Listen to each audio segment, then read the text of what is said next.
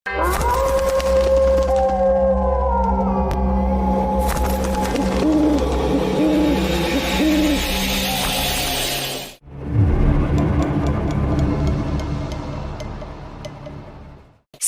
causes cancer. Smoking kills. புகைப்பிடித்தல் புற்றுநோயை உண்டாக்கும் மற்றும் உயிரை கொல்லும். Consumption of alcohol is injurious to health. மது அருந்துதல் உடல் நலத்திற்கு கேடு. Be safe. Don't drink and drive.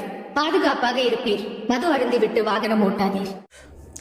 Hello நண்பர்களே, அனைவருக்கும் வணக்கம். நம்ம இன்னைக்கு பார்க்க போற சம்பவத்தை பார்க்கறதுக்கு முன்னாடி உங்ககிட்ட ஒரு விஷயத்த சொல்லிடலாம் அப்படின்னு இருக்கிறேன். நம்மளுடைய புதிய அமானுஷ கதைகள் சேனலுக்கு வரக்கூடிய அனைத்து நபர்களுக்கும் என்னுடைய அன்பார்ந்த நன்றிகள். நம்மளுடைய புதிய அமானுஷ கதைகள் சேனலை நிறைய பேர் சப்ஸ்கிரைப் பண்ணாமல் வீடியோ பார்த்துட்டு இருக்கீங்க.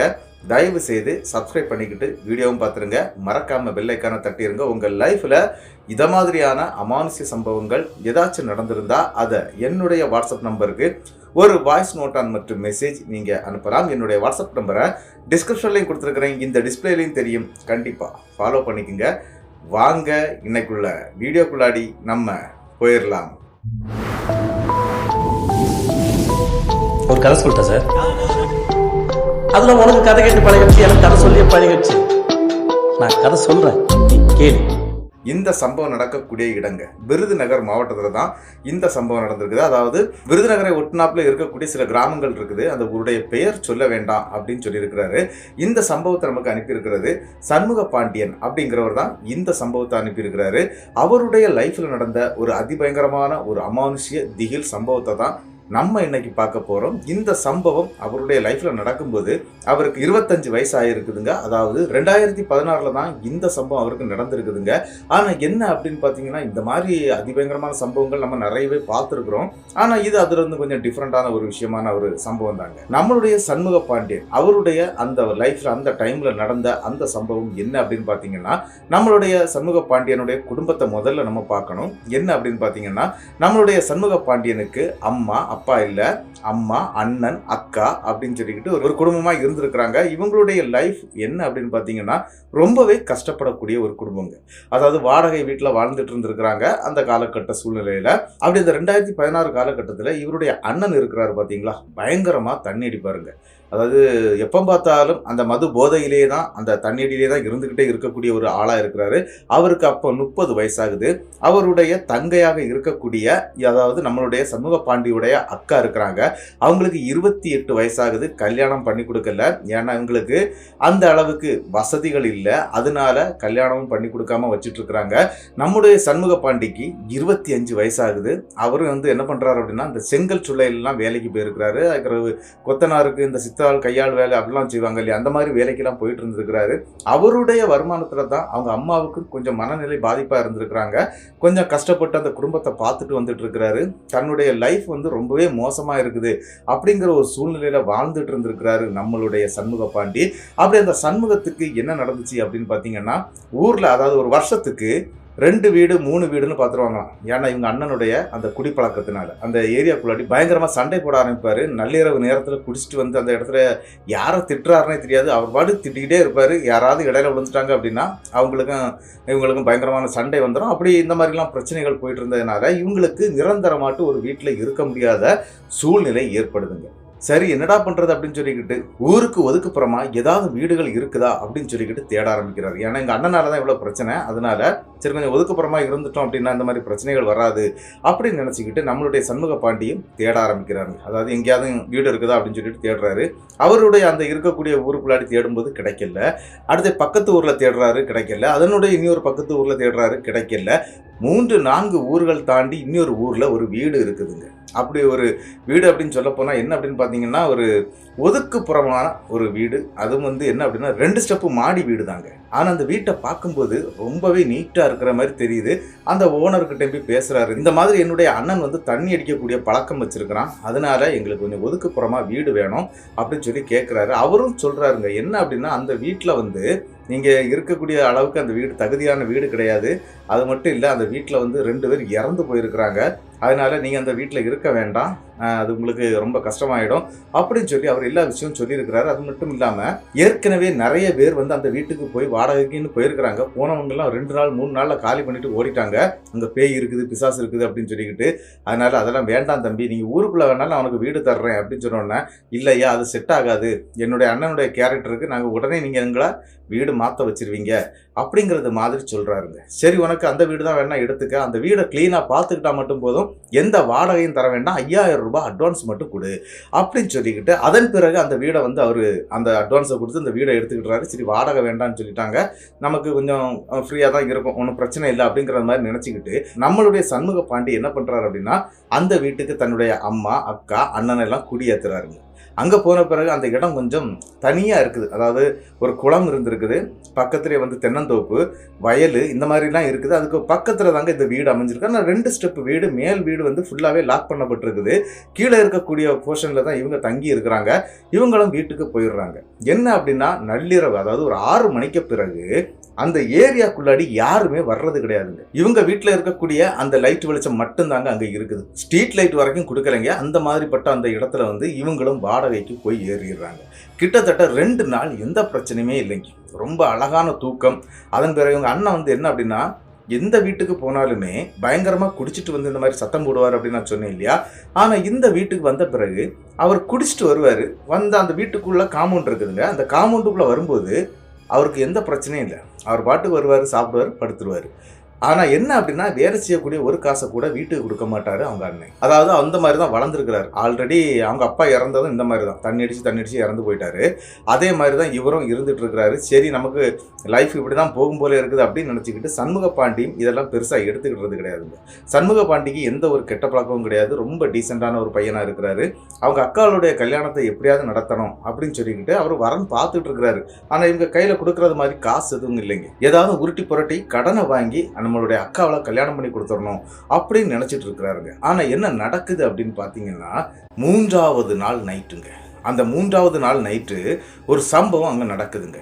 என்ன அப்படின்னா, எப்போ வந்தாலும் இவங்க அண்ணன் வந்து எந்த வீட்டில் இருந்தாலும் இந்த மாதிரி தண்ணி அடிச்சுட்டு சத்தம் போடுவார் இல்லையா. ஆனால் இந்த வீட்டுக்கு வரும்போது மட்டும் ஏன் இவர் கத்தாமல் அழகாக வர்றாரு, அப்போ ரொம்ப டீசெண்டாக இருக்கிறாரு, ரொம்ப நீட்டாக இருக்கிறாரு, அது எதனால அப்படின்னு சொல்லிக்கிட்டு நம்மளுடைய சண்முக பாண்டிக்கு அது தெரியவே இல்லைங்க. அவர் கொஞ்சம் குழம்பி போய் இருக்கிறாரு, என்னடா நடக்குது அப்படின்னு சொல்லிக்கிட்டு. ஆனால் என்ன அப்படின்னு பார்த்தீங்கன்னா, இவர் கரெக்டாக அந்த கேட்டுக்கிட்ட வரைக்கும் கெட்ட வார்த்தையெல்லாம் பேசிக்கிட்டு வருவாராம் அவங்க அண்ணன். அந்த கேட்டுக்கிட்ட வந்த உடனே அவர் அப்படி நார்மலாகிடுறாரு. அப்படியே வீட்டுக்குள்ளே வர்றாரு, சாப்பிட்றாரு, தூங்கிடுறாரு. இங்கே என்ன நடக்குது அப்படிங்கிறது தெரியல. ஆனால் 3வது நாள் நைட்டு என்ன நடந்துச்சு அப்படின்னு பார்த்தீங்கன்னா, இவங்க அண்ணன் வந்துடுறாரு. அந்த நேரத்துக்கு இவரும் பாத்ரூம் போகிறதுக்காக வெளியில் வர்றாருங்க. நம்மளுடைய சண்முக பாண்டி அவர் பாத்ரூம் போகிறதுக்காக வெளியே வரும்போது என்ன நடக்குது அப்படின்னு பார்த்தீங்கன்னா, இவருடைய அண்ணன் இருக்கிறார் பார்த்தீங்களா, அந்த கேட்டுக்கிட்ட வந்த உடனே அப்படியே மேலே பார்த்து அப்படியே நிற்கிறாருங்க. அதாவது மேலே இருக்கக்கூடிய அந்த 2வது ஸ்டெப்பில் இருக்கக்கூடிய அந்த வீடை பார்த்து அப்படியே அப்படி பார்த்துக்கிட்டே நிற்கிறாருங்க. இவன் ஏன் மேலேயே பார்த்துட்டு இருக்கிறான், இவ்வளவு நேரம் அங்கேருந்து வரும்போது லைட்டாக கத்திக்கிட்டே வந்த சத்தம் கேட்டிருக்குதுங்க. ஆனால் இந்த இடத்துல வந்தவுடனே ஏன் இவன் அப்படி மேலேயே பார்த்துட்டு நிற்கிறான் அப்படின்னு சொல்லிக்கிட்டு நம்மளுடைய சண்முக பாண்டி வீட்டை விட்டு வெளியே இறங்கி வர்றாருங்க. அவங்களுடைய அம்மாவும் அக்காவும் தூங்கிட்டு இருக்கிறாங்க. இவர் மட்டும் அப்படி வந்து நிற்கிறாரு, வெளியே வந்து பார்க்குறாருங்க. இவர் கரெக்டாக அந்த வீட்டுடைய அந்த காம்பவுண்டு என்ட்ரன்ஸில் அப்படி நின்றுறாரு. நின்றுக்கிட்டு மேலேயே பார்த்துட்டு நிற்கிறாரு. அவ்வளோ நேரம் அந்த மாதிரி திட்டிக்கிட்டே வந்தவர் அப்படி நின்று அப்படி பார்த்துட்டே நிற்கிறார். இதை பார்த்த உடனே சரி, இது ஏதோ நடக்குது அப்படின்னு சொல்லிக்கிட்டு நம்மளுடைய சண்முக பாண்டி மெல்ல வெளியே வர்றாங்க. கேட்டை திறந்து இருக்கு. அப்படி கேட்டை திறந்து பார்த்தவருக்கு ஒரு பேரதிர்ச்சிங்க. என்ன அப்படின்னு பார்த்தீங்கன்னா, அந்த மேலே இருக்கக்கூடிய அந்த 2வது ஸ்டெப்பில் இருக்கக்கூடிய வீடு இருக்கு இல்லையா, அந்த வீட்டுடைய ஜன்னல் வந்து ஓப்பனில் தாங்க இருக்குது. அந்த ஜன்னல் வழியாக உள்ள ஒரு பெண் நிற்கிறத தத்ரூபமாக பார்க்குறாருங்க. அந்த பெண் வந்து என்ன அப்படின்னு பார்த்தீங்கன்னா, ஒயிட் கலரில் சாரி கட்டியிருக்கிறாங்க. அப்படி கட்டிக்கிட்டு அந்த ஜன்னல் கம்பியை பிடிச்சவாறு அப்படியே முறைத்து பார்த்தபடி இவரை பார்த்து நிற்கிறாங்க. யாருன்னா, நம்மளுடைய சண்முக பாண்டியுடைய அண்ணனை பார்த்து. அப்படி பார்த்துட்டு நிற்கிறதா நம்மளுடைய சண்முக பாண்டி பார்த்துடுறாரு. பார்த்த உடனே இவருக்கு அரண்டு போயிடுது. என்னடா இது, அழகாக வந்தான், இந்த பொண்ணை பார்த்துருக்குறான், இந்த பொண்ணு எப்படி உள்ளே வந்தது, இது யாரு அப்படிங்கிற ஒரு கேள்வி நம்மளுடைய சண்முக பாண்டிக்கு வருதுங்க. சண்முக பாண்டிக்கு என்ன சொல்லணும்னு தெரியல. டே அண்ணா வாடா, வீட்டுக்குள்ளே வாடா அப்படின்னு சொல்லி கையை பிடிச்சி இழுத்துட்டு வீட்டுக்கு வந்துடுறாருங்க. வீட்டுக்கு வந்தவர் வீட்டில் இருக்கக்கூடிய அம்மா கிட்டேயோ அக்கா கிட்டேயோ எந்த விஷயத்தையும் சொல்லலை. அவருக்கு சோறை போட்டு கொடுக்குறதே நம்மளுடைய சண்முக பாண்டி தாங்க. சாப்பிட்டு முடிச்ச உடனே கேட்குறாரு. ஏன்னா இவர் கொஞ்சம் தெளிவாக இருக்கிறார். எப்போவுமே தெளிவு இல்லாமல் இருக்கக்கூடிய ஆள் இப்போ தெளிவாக இருக்கிறார். உடனே இவர் கேட்க ஆரம்பிக்கிறார். என்னடா அது, அங்கே ஒரு பொண்ணு இருக்குது, நீ அங்கேயே பார்த்துட்டு நின்ன, என்னடா அப்படின்னு சொல்லிக்கிட்டு அண்ணன் கிட்ட கேட்குறாருங்க. அப்போ தாங்க அண்ணன் ஒரு விஷயத்த சொல்கிறாரு. என்ன அப்படின்னா, அந்த பெண் வந்து டெய்லி நைட்டு என்ன பார்க்கறதுக்கு நம்ம வீட்டுக்குள்ளே இருக்கக்கூடிய ரூமுக்குள்ளாடி வர்றா அப்படின்னு சொல்கிறாருங்க. இதை கேட்டவுடனே கைகாலெலாம் ஆடிடுது. யாருக்கு அப்படின்னா நம்மளுடைய சண்முக பாண்டிக்கு. என்ன செய்யணுன்னே தெரியல. என்னடா சொல்கிற, அவள் எப்படா வீட்டுக்குள்ளே வர முடியும், அதெல்லாம் எனக்கு தெரியல. நைட்டு ஃபுல்லாக என் கூட தான் இருக்கிறா, அவள் பேரை கேட்டால் சொல்ல மாட்டேங்கிறா, ஆனால் என்னோட ஒன்றுக்கு ஒன்றா இருக்க ஆரம்பிக்கிறா அப்படிங்கிறது மாதிரியெல்லாம் அந்த இடத்துல சொல்கிறாருங்க. அதனால தான் அவளை பார்த்த உடனே எனக்கு போதையெல்லாம் இறங்கிடுது. அவளையே நான் பார்த்துக்கிட்டு கிட்டத்தட்ட 5 நிமிஷம் நின்றுட்டு தாங்க வீட்டுக்குள்ளே வருவாராம். இந்த 2 நாள்ல அது நடந்திருக்குது. அப்படி அந்த இடத்துல அந்த அண்ணன் சொல்லும்போது இவருக்கு பயம் உச்சிக்கு போயிருதுங்க. ஏன் அப்படின்னா மேல் வீட்டில் ஆளே கிடையாதுங்க. இவங்க மட்டும்தான் கீழே இருக்கிறாங்க, மேல் வீட்டில் ஆள் கிடையாது. அப்புறம் எப்படி இந்த பெண் வீட்டுக்குள்ளே இருக்கிறா, இவரும் பார்த்துட்டார் இல்லையா. அதனால இவர் என்ன பண்ணுறாருன்னா அந்த டைம் எதுவுமே செய்யலைங்க. சரி நம்ம 2 பேரும் ஒரே ரூமில் தூங்கிடலாம் அப்படின்னு சொல்லிக்கிட்டு இவர் நம்மளுடைய சண்முக பாண்டியும் சரி அவங்க அண்ணனும் சரி ஒரே ரூமில் தூங்குறாங்க. சண்முக பாண்டியுடைய அக்காவும் அதன் பிறகு அம்மாவும் ஒரு ரூமில் தூங்கியிருக்காங்க. 2 ரூம் தான் இருக்குது. இருக்கிற ஹால் இருக்குது, ஃப்ரண்டில் ஒரு பால்கனி மாதிரியான ஒரு இடம் இருக்குதுங்க. அதாவது வெளியிலையும் படுத்துக்கலாம், அந்த மாதிரியான ஒரு இடம் இருக்குது. இவங்க என்ன பண்ணுறாங்க அப்படின்னா 2 பேரும் அந்த ரூமில், அவங்க அக்காவும் அம்மாவும் ஒரு ரூமில் இருக்கிறாங்க இல்லையா. திடீர்னு நள்ளிரவு கிட்டத்தட்ட ஒரு 2:30 மணி இருக்குங்க. அந்த நேரத்தில் ஒரு அதிபயங்கரமான சம்பவம் நடக்குது. என்ன அப்படின்னு பார்த்தீங்கன்னா அதாவது அவங்க படுத்திருக்கக்கூடிய ரூம் இருக்குது பார்த்தீங்களா, அந்த ரூமுக்குள்ளாடி யாரோ கொலுசு போட்டுட்டு நடந்து வர்றாங்க. இது என்னடா யாரடா நடந்து வர்றது அப்படின்னு சொல்லிக்கிட்டு அந்த இருட்டு வாக்கிலேயே பார்க்குறாருங்க. அப்படி இருட்டு வாக்கில் பார்க்கும்போது என்ன நடக்குது அப்படின்னு பார்த்தீங்கன்னா அந்த மேலே நின்றுச்சு இல்லையா அந்த பொண்ணு தாங்க அப்படியே மெல்லமாக நடந்து வருது. இது யாரடா திடீர்னு நடந்து இங்கே உள்ளே வருது அப்படின்னு சொல்லிக்கிட்டு ஒரு லைட் ஆன் பண்ணிடுறாரு நம்மளுடைய சண்முக பாண்டி. அப்படி லைட் ஆன் பண்ண உடனே அங்கே பார்க்கும்போது யாருமே இல்லைங்க. ஆனால் இவங்க அண்ணனை காணலை. அந்த இடத்துல தான் இவர் ரொம்ப இதாகிடுறாரு, பேனிக் ஆகிடுறாரு. என்ன அப்படின்னா இவ்வளோ நேரம் என் பக்கத்தில் தான் படுத்திருந்தான், அந்த பெண் நடந்து வந்ததை நான் பார்த்தேன், ஆனால் லைட்டு போட்ட அந்த கேப்புக்குள்ளே 2 பேரையுமே காணலைங்க. இவர் அரண்டுறாரு, எங்கடா போனா அண்ணன் எங்கடா போனா அப்படின்னு சொல்லிக்கிட்டு அந்த ரூம் கதவை ஓப்பன் பண்ணிக்கிட்டு வெளியே வர்றாருங்க. லெஃப்ட் சைடில் அடுத்ததாக ரூம் இருக்குது, அக்காவும் அம்மாவும் படுத்திருக்காங்க இல்லையா.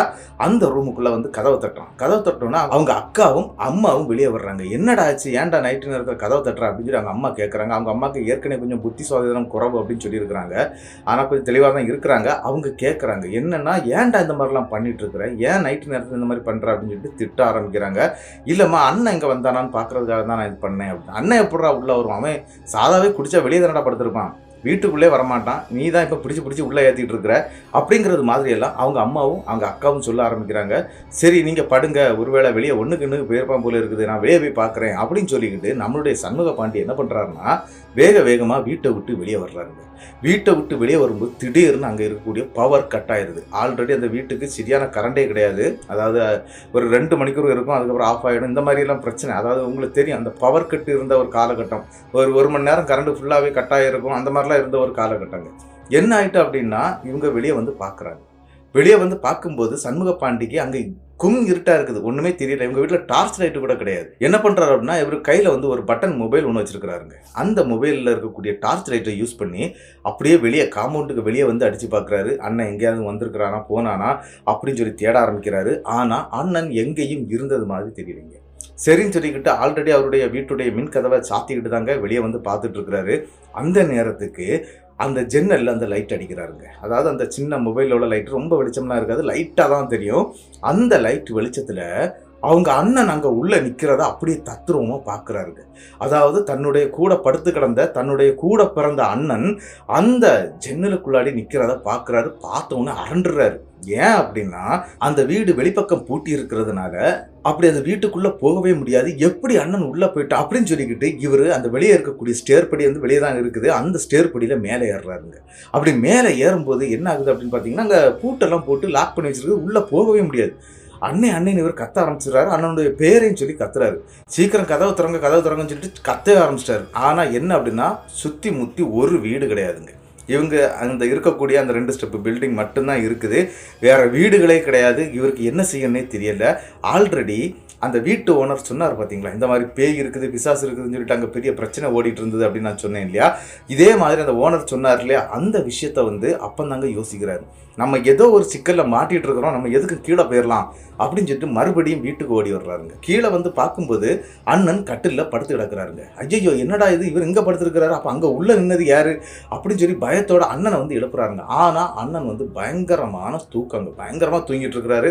அவரை எழுப்பவே முடியலை. சரி நம்ம லாக் பண்ணிட்டு பண்ணிட்டு படுத்துடலாம் அப்படின்னு சொல்லி கதவையெல்லாம் லாக் பண்ணிட்டு இவரும் வந்து தூங்கிடுறாருங்க. மறுநாள் காலையில விடியுது. விடிஞ்ச உடனே இவர் என்ன பண்றாருன்னா, அந்த மேல் வீடு இருக்கு பார்த்தீங்களா, அந்த ஜன்னல் ஓப்பன் ஆகி தான் இருக்கும். அந்த ஜன்னல் பக்கத்தில் போய் பார்க்குறாருங்க. அப்படி பார்க்கும்போது அங்கே எதுவுமே இருந்த மாதிரி ஒன்றும் தெரியல. ஆல்ரெடி வீடு பூட்டப்பட்ட நிலைமையில இருக்குது. சரி நம்ம மனப்பிராந்தியாக கூட இருக்கும் அப்படிங்கிற மாதிரிலாம் நினச்சிக்கிட்டு இந்த விஷயத்தை அப்படியே விட்டுறாரு. அதன் பிறகு என்ன நடக்குது அப்படின்னு பார்த்தீங்கன்னா, இவங்க அன்னைக்கு நைட்டு வரும்போது இவர் மெனக்கெட்டு காவல் இருக்கிறார். எதுக்காக அப்படின்னா, இந்த மாதிரி நேற்றுக்கு நைட்டு நடந்துச்சு, அதே மாதிரி இன்னைக்கு நடக்குதா அப்படின்னு பார்க்கறதுக்காகவே வெளியே காவல் இருக்கிறாரு. அப்படி காவல் இருக்கக்கூடிய டைமில் ஒரு சம்பவம் நடக்குதுங்க. என்ன அப்படின்னா, அவங்க அண்ணன் வர்றது எப்போ பார்த்தாலுமே இந்த ஒரு 12, 12:30, 1 மணி இந்த டைமில் தான் வருவார். ஆனால் அன்னைக்கு அண்ணன் வரவே இல்லை. ரொம்ப லேட் ஆகுது, மணி 1 ஆகுது, அண்ணன் வரவே இல்லை. இவர் வெளியிலே காவல் நின்றுட்டே இருக்கிறார். அந்த கேட்டு பக்கத்துலேயே நின்றுட்டு இருக்கிறாரு. அடிக்கடி அந்த ஜன்னலையும் அப்படி பார்த்துக்கிடுவாருங்க. அப்படி திடீர்னு அந்த 1 மணி அளவில் ஒரு சத்தம் கேட்க ஆரம்பிக்குதுங்க. என்ன அப்படின்னு பார்த்தீங்கன்னா, அந்த வீட்டுடைய அந்த மொட்டை மாடி இருக்கு இல்லையா, அதுக்கு மேலேருந்து ஒரு சத்தம் கேட்குது. யாரோ அழுதுகிட்டே இருக்கிற மாதிரி ஒரு சத்தம். இந்த சத்தம் கேட்ட உடனே இவர் என்ன பண்ணுறாரு அப்படின்னா, யாரா இருக்கும், ஆனால் அந்த பெண்ணுடைய குரல் கிடையாதுங்க, ஒரு ஆணுடைய குரல் தான் அந்த மாதிரி அழுகை குரலாக கேட்குதுங்க. யாரோ இறந்து போன அழுவாங்க இல்லையா, அந்த மாதிரி அழக்கூடிய அந்த குரல் சத்தம் கேட்குதுங்க. இவரும் என்ன பண்ணுறாருன்னா, வேகமாக ஸ்டேரில் ஏறி போகிறாரு. ஸ்டேர்கேஸ் படியில் ஏறி மேலே போயிடுறாருங்க. மேலே போய் பார்க்கும்போது அவங்க அண்ணன் அங்கே இருக்கிறாருங்க. அரண்டு போயிடுறாரு. என்னடா இவன் நம்மளை கிராஸ் பண்ணி வரவே இல்லை. எப்போ வந்தாலுமே இந்த மாதிரி அந்த நல்ல போதையில் வந்து அந்த இடத்துல நல்லா திட்டிக்கிட்டு அதுக்கு பிறகு அமைதியாக வந்திருக்கிறாரு இந்த வீட்டுக்குள்ளே. ஆனால் அண்ணன் நம்மளை கிராஸ் பண்ணி போகவே இல்லை. இவன் எப்படி மேலே போயிட்டான் அப்படின்னு சொல்லிக்கிட்டு மொட்டை மாடியில் போய் பார்க்கும்போது அண்ணன் வந்து அழுதுகிட்டு இருக்கிறாருங்க. டே எலும்புடா அப்படின்னு சொன்னோடனே அவங்க அண்ணன் சரட்டுன்னு எழும்பி அவருடைய கழுத்தை, நம்மளுடைய சண்முக பாண்டியுடைய கழுத்தை டப்புன்னு நெரிக்க ஆரம்பிச்சிடுறாரு. அந்த நெரிப்பு வந்து அவருக்கு மூச்சு விட முடியாமல் ரொம்ப கஷ்டப்படுறாருங்க. நம்மளுடைய சண்முக பாண்டி விட்றான்னு கேட்கவே இல்லைங்க. அப்படியே தள்ளிக்கிட்டு 2வது ஸ்டெப்பு மேலேருந்து கீழே தள்ளி விட்டு ஆள் அவுட் ஆயிடுவாங்க. அந்த மாதிரி வேகமாக தள்ளிட்டு போயிருக்குங்க. இவர் கடைசி என்ன ஆயிட்டு அப்படின்னு பார்த்தீங்கன்னா, மழை பெய்ததுனால மேலே வந்து இந்த பாசி வந்து சொல்லுவாங்க இல்லையா, மலை பாசி, அது கெட்டி நின்றுருக்குதுங்க. அதில் காலை வைக்க இவர் சில்பாய் கீழே விழ அவங்க அண்ணன் போய் அங்கே இருக்கக்கூடிய அந்த கைப்பிடி செவர் அப்படின்னு சொல்லக்கூடிய அந்த கைப்பிடி செவரில் போய் இடித்து அப்படியே கீழே விழுந்துடுறாரு. அவருக்கு மண்டையிலேருந்து ரத்தமாக வந்துட்டு இருக்குது. ஆன பிறகும் அப்படி சரட்டுன்னு எழும்பி நின்றுருக்கிறாருங்க. எழும்பி நின்றுக்கிட்டு இவருடைய முதுகை பிடிச்சி சட்டையை பிடிச்சிருக்கிறாரு. அந்த சட்டையெல்லாம் கிழிஞ்சிருதுங்க. இவர் சட்டை கிழிந்ததுமே கீழே ஓட ஆரம்பிச்சிட்டாரு. ஸ்டேர்கேஸ் இறங்கி ஓடி வர்றாரு. அதாவது ஃபர்ஸ்ட் ஃப்ளோருக்கு வர்றாரு. ஃபர்ஸ்ட் ஃப்ளோரில் அந்த டோர் இருக்குது. அதாவது அந்த 2வது மாடி வீட்டில் இருக்கக்கூடிய அந்த டோர் இருக்குது. அந்த டோருக்கிட்ட திடீர்னு ஒரு பெண் வந்து அப்படி நின்றுருக்காங்க. இவர் அரண்டுறாரு. ஐயோ அம்மான்னு கத்துனார் இல்லையா. இந்த சத்தம் அவங்க அம்மாவுக்கும் அக்காவுக்கும் கேட்டு அவங்க நள்ளிரவு வேளையில் வெளியே இறங்கி வந்துடுறாங்க. வெளியே உள்ள லைட்டெல்லாம் ஆன் பண்ணிக்கிட்டு பார்க்குறாங்க. பார்க்கும்போது தன்னுடைய மகனை வந்து அங்கே இருக்கக்கூடிய ஒரு கிரில் மாதிரி ஒரு கேட் இருக்குங்க. அந்த கைப்பிடி செவருக்கு மேலே ஒரு சைடில் மட்டும் வச்சுருப்பாங்களா அவங்க வீட்டுக்கு ஃப்ரண்டில் மட்டும். அந்த கிரிலுக்கு மேலே அப்படியே யாரோ தூக்கி பிடிச்சி வச்சுட்டு இருக்கிறது நன்றாக தெரியுதுங்க. அவங்க அம்மாவும் அக்காவும் மேலே ஓடி வர்றாங்க. ஐயோ என் பிள்ளைக்கு என்னாச்சு அப்படின்னு சொல்லிக்கிட்டு மேலே வந்து பார்க்கும்போது என்ன அப்படின்னு பார்த்தீங்கன்னா, இவங்களுடைய அண்ணன் இருக்கிறார் இல்லையா, அவரு தாங்க இவரை பிடிச்சி அப்படி தூக்கி வச்சிருக்கிறாரு. விட்றான்னு சொல்லிக்கிட்டு அவங்க அம்மாவும் அக்காவும் கத்த ஆரம்பிச்சிட்டாங்க. ஆனாலும் அவர் விடவே இல்லைங்க. பயங்கர ஸ்ட்ராங்காக இருக்கிறாரு. கடைசியாக அவங்க அம்மா என்ன பண்ணுறாங்க அப்படின்னா, என் மேலே சத்தியமாக விடுறா அப்படின்னு சொல்லிக்கிட்டு தள்ளி விடுறாங்க. அதன் பிறகு தாங்க விட்டுருக்குது. அதன் பிறகு இவங்க 3 பேரும் நார்மல் ஆயிடுறாங்க. ஆனால் என்ன அப்படின்னா, அவங்க அண்ணன் கீழே விழுந்தவர் மயக்கம் போட்டு கிடக்கிறாருங்க. நம்மளுடைய சண்முக பாண்டி தான் தோளில் தூக்கி போட்டுட்டு கீழே கூட்டிகிட்டு வர்றாரு. கீழே கூட்டிகிட்டு வந்து தண்ணீரெல்லாம் கொடுக்குறாங்க. தண்ணீரெல்லாம் கொடுத்து என்னடாச்சு அப்படின்னு சொல்லும்போது, கிட்டத்தட்ட நேற்றுக்கு நைட்டு காணாமல் போனார் பார்த்தீங்களா, அந்த நேரத்தில் இருந்தே இவங்க அண்ணன் வந்து அந்த பேய் கூட தாங்க இருந்திருக்குது. அதாவது அந்த வீட்டில் இறந்து போன ஒரு பெண்ணுடைய ஆன்மா கூட தான் இருந்திருக்கிறாரு. அந்த விஷயத்தை சொல்லி அழ ஆரம்பிச்சிட்டாருங்க. என்னை கொண்டு போய் அது என்னெல்லாமோ பண்ணுது, என்னால் முடியலை அப்படிங்கிற மாதிரி அழ ஆரம்பிச்சிருக்கிறாரு. ஆனால் என்ன ஒரு சம்பவம் அப்படின்னு பார்த்தீங்கன்னா, அவங்க அண்ணனுக்கு அந்த விஷயங்கள் அனைத்துமே ஞாபகம் இருக்குங்க. இவர் மொட்டை மாடியில் இருந்ததுலாம் அவருக்கே தெரியாதான். அவர் எப்போ அங்கே போனார், எப்படி நடந்துச்சு அதெல்லாம் தெரியாதான். திடீர்னு அந்த பெண் வந்து கையை பிடிச்சி இழுத்து கூட்டிகிட்டு போயிருமா. அந்த மாதிரி கூட்டிகிட்டு போய் இந்த மாதிரி நிறைய ரகளை பண்ணியிருக்குது. இவருக்கு தெரியலை அந்த விஷயங்கள்லாம். ஆனால் நிறைய விஷயங்கள் வந்து அம்மா தங்கச்சி இருக்கிறாங்க, அவங்ககிட்ட சொல்ல முடியாதுல்ல. அதனால் தம்பியான நம்மளுடைய சண்முக பாண்டிகிட்ட மட்டும்தாங்க சொல்லியிருக்கிறாரு. நமக்கு இந்த வீடு வேண்டாப்பா, இங்கேருந்து எங்கேயாவது போயிடுவோம், வேறு ஏதாவது வீடு பாரு, நான் இனிமேல் தண்ணி அடிக்க மாட்டேன் அப்படின்னு சொல்லியிருக்கிறாருங்க. சரின்னு சொல்லிக்கிட்டு இவரும் என்ன பண்ணுறாரு அப்படின்னா, வீட்டு ஓனரை போய் பார்க்குறாருங்க. பார்த்து, ஐயா நீங்கள் சொன்னது உண்மைதான், எங்கள் அண்ணனை போட்டு வாட்டி வதக்கி எடுத்துருச்சு, எனக்கும் நிறைய அடி கிடச்சிது, தயவு செய்து நாங்கள் அந்த வீட்டை மாறி எங்கேயாவது போயிடுறோம் அப்படின்னு சொல்லி அட்வான்ஸ் கேட்குறோம். அவர் உடனே ஒன்றுமே சொல்ல, நான் அன்றைக்கே உன்ட்ட சொன்னேன்லப்பா, நீ தான் கேட்கல, சரி இந்த அட்வான்ஸை குடி அப்படின்னு சொல்லிட்டு கையில் கொடுத்து அந்த அட்வான்ஸை கொடுத்துட்றாங்க. 5000 ரூபா தான், நீ கொண்டுட்டு போ அப்படின்னு சொல்லிட்டு அனுப்பிடுறாங்க. இவரும் வந்து வேகமாக வீட்டை எல்லாம் க்ளீன் பண்ணிக்கிட்டு எஸ்கேப் ஆகிட்டாருங்க அந்த வீட்டை விட்டு.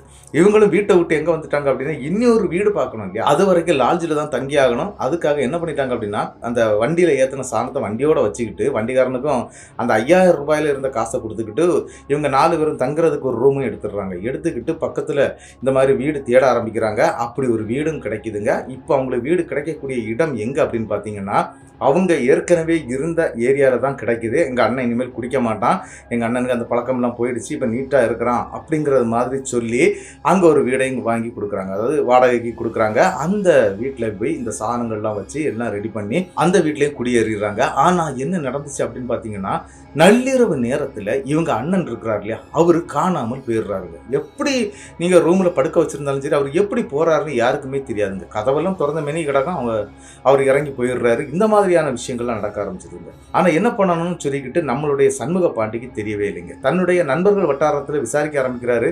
இந்த மாதிரி மாந்திரிகர்கள் இல்லைனா ஏதாவது கோவில்கள் இந்த மாதிரி இருக்குதா அப்படின்னு சொல்லி கேட்டு விசாரிக்க ஆரம்பிக்கிறாங்க. ஆனால் முக்கியமான ஒரு விஷயத்த வந்து அந்த கூட்டத்தில் இருக்கக்கூடிய ஒரு நபர் சொல்லியிருக்கிறாங்க. இந்த மாதிரி சீவலப்பேரி கோவிலுக்கு கூட்டிட்டு போப்பா, சீவலப்பேரி சுடலை ஆண்டவரை போய் பார்த்த அப்படின்னா இந்த மாதிரி பிரச்சனைகள்லாம் உடனே தீந்துரும் அப்படின்னு சொல்லியிருக்கிறாங்க. அதே மாதிரி என்ன பண்ணியிருக்கிறார் அப்படின்னா தன்னுடைய அண்ணனையும் அக்கா மற்றும் அம்மாவை கூப்பிட்டுக்கிட்டு சண்முக பாண்டி ஒரு காரை பிடிச்சி அந்த கோவிலுக்கும் வந்து சேர்றாருங்க. அந்த கோவிலுக்கு வந்து அந்த வாசலில் கால் வைக்கவே முடியலை. யாருக்கு? சண்முக பாண்டியுடைய அண்ணனுக்கு. அந்த மாதிரி ஊன்னு கத்திட்டே இருக்கிறாரு. ஆனால் அங்கே இருக்கக்கூடிய பெரியவங்க அந்த பூசாரிகள்லாம் வந்து அந்த டைமில் வந்து ஒரு 7-8 பேர் இருந்திருக்கிறாங்க. எல்லாருமே ஓடி வந்து இவங்களை பிடிச்சி உள்ளே கொண்டு போயிட்டாங்க. உள்ளே கொண்டு போன பிறகு பயங்கரமாக ஆடுதுங்க. ஆடிட்டு சொல்லுது, நான் தான் அந்த வீட்டில் இறந்து போனேன், அந்த மாதிரி பவித்ரா அப்படிங்கிற மாதிரி ஒரு பேர் சொல்லியிருக்குங்க. பவித்ரா நான் தான், என்னுடைய காதலனை வந்து என்கிட்ட பிரிச்சுட்டாங்க, அதனால நான் தூக்கு மாட்டிட்டு அந்த வீட்டில் இறந்து போனேன். அதன் பிறகு பார்க்குறதுக்கு என் காதலன் மாதிரியே இருக்கக்கூடிய நம்மளுடைய சண்முக பாண்டியுடைய அண்ணனை பார்த்துருக்குங்க. அப்படி பார்த்ததுனால தான் நான் அவரை வந்து ஆட்கொண்டேன். அவரும் என் கூட தான் சந்தோஷமாக இருக்கிறாரு, என் கூட அனுப்பி வைங்க, அவரு கூட தான் நான் வாழ்வேன் அப்படிங்கிறது மாதிரியெல்லாம் அந்த கோவிலுக்குள்ளே வச்சு சொல்ல ஆரம்பிச்சிருங்க. ஆனால் அங்கே இருக்கக்கூடிய முண்டன் சாமி அப்படின்னு சொல்லக்கூடிய சாமி தாங்க முதல்ல இருப்பார். அந்த சாமி கிட்ட வச்சு தான் இதெல்லாம் சொல்ல ஆரம்பிச்சிருக்குது. அங்கே வந்து முண்டன் சாமி ஆடக்கூடிய நபர்கள் நிறைய பேர் இருக்கிறாங்க, அது பூசாரிகள் நிறைய பேர் இருந்திருக்கிறாங்க. அதில் ஒரு பூசாரிக்க உடம்புல டக்குன்னு அந்த முண்டன் சாமி வந்துடுறாருங்க. வந்ததும் என்ன பண்ணுறாரு அப்படின்னா சரட்டுன்னு இவருடைய கழுத்தை அப்படி சரட்டுன்னு பிடிச்சிடுறாரு. அந்த கொண்டை முடி மாதிரி இருக்கக்கூடிய முடியை பின்பக்கத்து முடியை பிடிச்சி அப்படி பிடிச்சிட்டு கேட்குறாரு, என்னடா நீ பேசிகிட்டு இருக்கிற, என்னடி பேசிகிட்டு இருக்கிற அப்படிங்கிறது மாதிரிலாம் கேட்க ஆரம்பிச்சிட்டாங்க.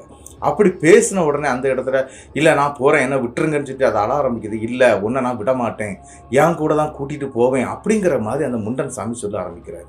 சொன்ன உடனே இவங்களும் என்ன பண்ணுறாங்கன்னா என்ன நடக்குது அப்படிங்கிறது தெரியல. ஆனாலும் அந்த இடத்துல அந்த கோவிலை 3 தடவை, அதாவது அந்த கர்ப்ப கிரகத்தை சுற்றி ஒரு 3 தடவை அப்படியே சுற்றி நடத்தி அப்படியே கொண்டு முண்டன் சாமிக்கு முன்னாடி அப்படி கொண்டு போட்டுடுறாருங்க. போட்டது தான் உண்டு. அதன் பிறகு தாங்க நம்மளுடைய சண்முக பாண்டியுடைய அண்ணன் வந்து அப்படி தெளிவாக நிற்கிறார். அப்படி நின்றுக்கிட்டு என்ன நடந்துச்சு, ஏது நடந்துச்சு, நம்ம எங்கே இருக்கிறோம் அப்படின்னு கேட்குறாருங்க. அந்த அளவுக்கு கொண்டு போயிடுச்சு அப்படின்னு கூட சொல்லலாங்க. சரின்னு சொல்லிக்கிட்டு அந்த இடத்துல ஒரு கோழியை வந்து பலியாக கேட்குறாரு. அதே மாதிரி ஒரு கோழியை வந்து பலியாட்டும் கொடுக்குறாங்க. அப்படி பலி கொடுத்து அதன் பிறகு அங்கே சில பல பூஜைகள்லாம் நடத்தப்பட்டு அந்த கோவிலுக்கு கிடா வெட்டுறோம், அதாவது ஆடு வெட்டி நாங்கள் வந்து படையல் பண்ணுறோம் அப்படின்னு சொல்லிக்கிட்டு ஒரு நேர்த்தி கடனையும் எடுத்துக்கிட்டாரு நம்மளுடைய சண்முக பாண்டி. அதன் பிறகு என்ன நடக்குது அப்படின்னு பார்த்தீங்கன்னா கரெக்டாக ஒரு 21 நாளுக்கு பிறகு மறுபடியும் அதே கோவிலுக்கு வந்து அவங்க சொன்ன அந்த பரிகார பூஜை எல்லாத்தையுமே நிறைவேற்றி வச்சிருக்கிறாங்க. அதோட அவங்க பிரச்சனை சால்வ் ஆகுது. அதன் பிறகு என்ன அப்படின்னா தன்னுடைய அக்காவுக்கு கல்யாணம் ஆகலை, தனக்கு கல்யாணம் ஆகலை, அண்ணனுக்கு கல்யாணம் ஆகலை, அம்மா வேற மன பிரச்சனையில் இருந்துட்டு இருக்கிறாங்க. ஏதாவது ஒரு வழியை காட்டு சாமி அப்படின்னு சொல்லிக்கிட்டு அதே தெய்வத்துக்கிட்ட அவங்க ஒரு கிட்டத்தட்ட ஒரு ஆண்டு காலமாக வந்துட்டு போயிட்டு இருந்திருக்கிறாங்க. அப்படி போயிட்டு வந்துட்டு இருந்ததுனால அவங்களுடைய பிரச்சனை எல்லாமே தீர்ந்து போயிருக்குது. அவங்க இன்னைக்கு அதாவது நம்மளுடைய சண்முக பாண்டியுடைய அண்ணனுக்கு வந்து கல்யாணம் ஆகி 2 பிள்ளைங்க இருக்கிறாங்க, அக்காவுக்கு கல்யாணமாகி 2 பிள்ளைங்க இருக்கிறாங்க, இவருக்கும் கல்யாணமாகி 2 பிள்ளைகள் இருக்கிறாங்க. அவங்க அம்மா இன்னும் நன்றாக தான் இருந்துட்டு இருக்கிறாங்க. இப்போ ஓரளவுக்கு எங்கள் குடும்பம் வந்து ஒரு நல்ல நிலைமையில இருந்துகிட்டு இருக்கிறோம் அப்படிங்கிறது மாதிரி தாங்க இந்த சம்பவத்தை நமக்கு சண்முக பாண்டி சொல்லியிருந்தாரு. இந்த சம்பவத்தை நம்ம கிட்ட சொன்ன நம்மளுடைய சண்முக பாண்டிக்கு என்னுடைய பெரிய நன்றிகளை நான் சொல்லிடுறேன். இந்த சம்பவம் எப்படி இருந்துச்சு அப்படிங்கிறத வந்து மறக்காம கமெண்ட் பாக்ஸில் கமெண்ட் பண்ணிட்டு போயிருங்க. இந்த சம்பவம் உங்களுக்கு பிடிச்சிருந்தா உங்களுக்கு தெரியக்கூடிய அனைத்து நபர்களுக்கும் இந்த சம்பவத்தை ஷேர் பண்ணி விட்டுருங்க. அது மட்டும் இல்லைங்க, இந்த வீடியோவுக்கு மறக்காம ஒரு லைக்கை கொடுத்துருங்க. இப்போ நிறைய பேர் வீடியோ பார்க்குறீங்க, லைக் கொடுக்க மறந்துடுறீங்க அப்படின்னு தான் நினைக்கிறேன். அதாவது வீடியோ முடிகிறதுக்கு முன்னாடி தூங்குறவங்களும் இருக்கிறாங்க, சொல்லியிருக்கிறாங்க வாட்ஸ்அப்பில் வந்து. ஆனால் அப்படி இருக்கக்கூடியவங்க முதல்ல வீடியோ தொடங்கின உடனே ஒரு லைக்கை கொடுங்க. அது எனக்கு கொஞ்சம் ஊக்கத்தை கொடுக்கும். அதுக்காகத்தான். அது மட்டும் இல்லாமல் ஒரு முக்கியமான விஷயங்க என்ன அப்படின்னு பார்த்தீங்கன்னா, நம்மளுடைய புதிய அமானுஷ கதைகள் சேனல், நம்மளுடைய நாக அமானுஷம் சேனல், அதன் பிறகு மணி த பிளாக் அப்படிங்கிற சேனல், இந்த 3 சேனல்களையும் மறக்காம சப்ஸ்கிரைப் பண்ணிக்கிட்டு பெல் ஐக்கானையும் தட்டிருங்க. அடுத்த வீடியோவில் சந்திக்கும் வரை உங்களிடமிருந்து விடைபெறுவது உங்கள் நாகர்கோவில் நாகராஜன். நன்றி நண்பர்களே.